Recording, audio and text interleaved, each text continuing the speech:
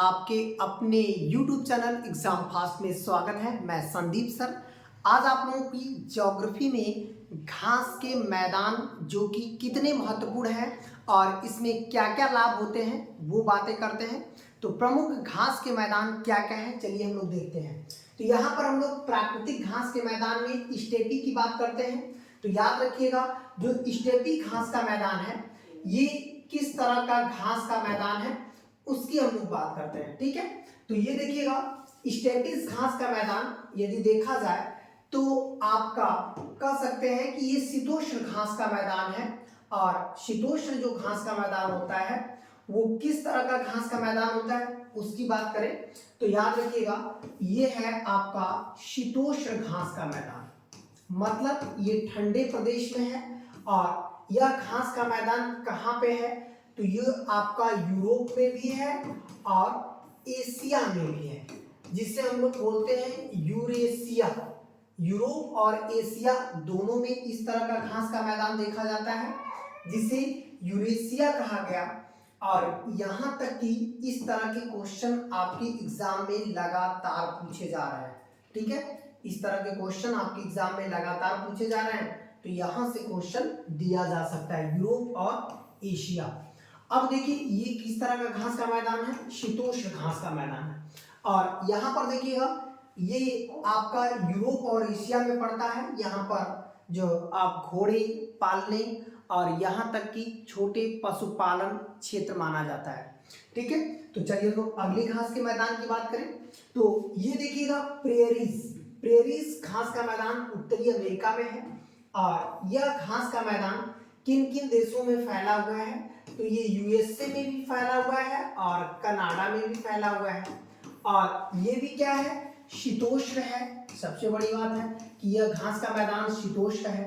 शीतोष्ण मतलब यहाँ पे ठंडे प्रदेश होते हैं। और दूसरी बात है कि इस घास के मैदान को गेहूं की टोकरी बोला जाता है। गेहूं की टोकरी, इसका मतलब है कि यहाँ पर काफी बड़े मात्रा में गेहूं भी उत्पादन होते हैं। ये देख रहे हैं, ये सभी गेहूं के फसल ही हैं जो कि एक महत्वपूर्ण है। जो शीतोष्ण वाला भाग है यहाँ पर अधिक मात्रा में गेहूं का उत्पादन होता है, तो इतना आपको ध्यान रखना है। ठीक है, चलिए और बात करते हैं पंपास। ये दक्षिणी अमेरिका में है।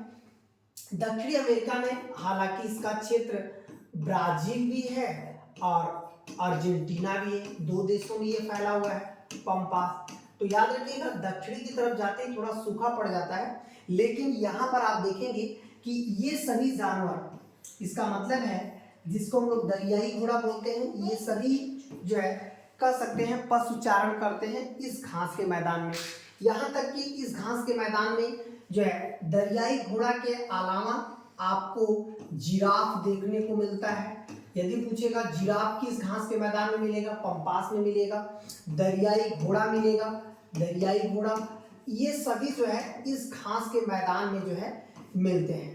तो आपको इसमें ये फसल उत्पादन के लिए प्रमुख तो नहीं है, लेकिन पशुचारण के लिए काफी महत्वपूर्ण है। तो चलिए और आगे बढ़ते हैं। यहाँ पर देखिएगा, बेल्ट कहाँ पे है, दक्षिण अफ्रीका में। ये देखिए, ये भाग कितना सूखा हमें दिखाई दे रहा है। इसका मतलब है आपको चित्र से ही क्लियर हो गया कि यह घास का मैदान सूखा दिखाई दे रहा है। तो ये बताइए, ये शीतोष्ण होगा कि उष्ण होगा? जब सूखा होगा तो इसका मतलब उष्ण घास का मैदान होगा।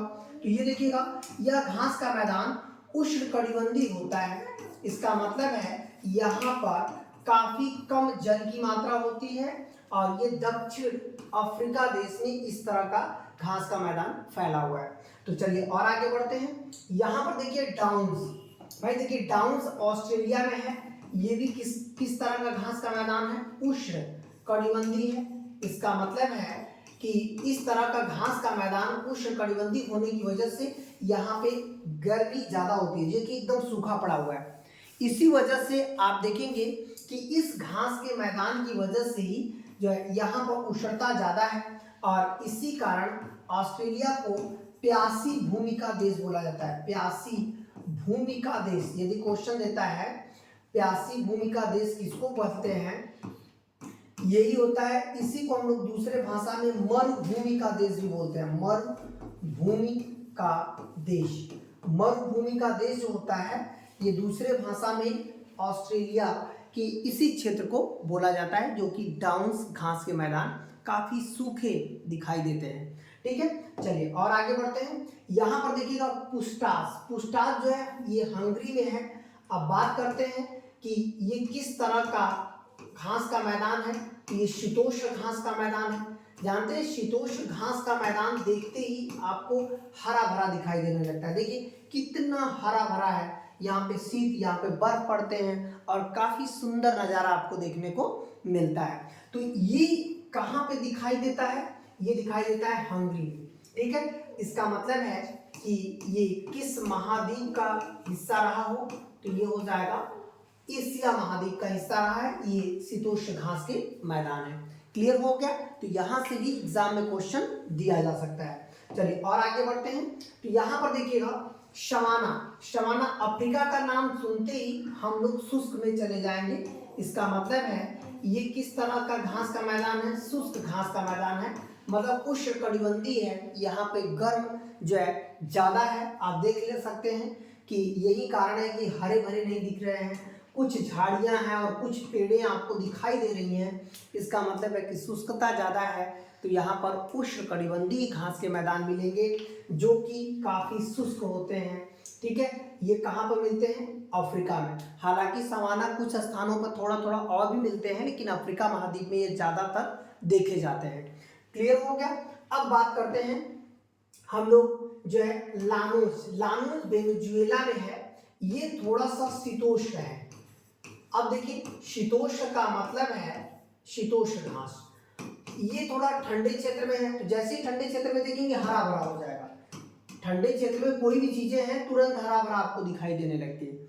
इसका मतलब है यहाँ पर हम लोग क्या कर सकते हैं? पशुचारण कर सकते हैं, पशुपालन कर सकते हैं। तो ऐसे में हम लोग लानोस, जो कि वेनेजुएला और कोलंबिया दो देशों में ये फैला हुआ है, कोलंबिया दो देशों में जो है ये घास का मैदान फैला हुआ है। तो यहाँ तक क्वेश्चन एग्जाम में इसी तरह से पूछा जाता है। आपको अच्छे से समझ लेना है, चित्र द्वारा आप समझ लेंगे तो फिर कोई दिक्कत नहीं आएगी। इस तरह की वीडियो पाने के लिए आप एग्जाम फास्ट चैनल को सब्सक्राइब जरूर कर लीजिएगा, ताकि लगातार इस तरह की वीडियो आपको मिलती रहेगी। ठीक है, तब तक के लिए आप सभी लोगों को धन्यवाद।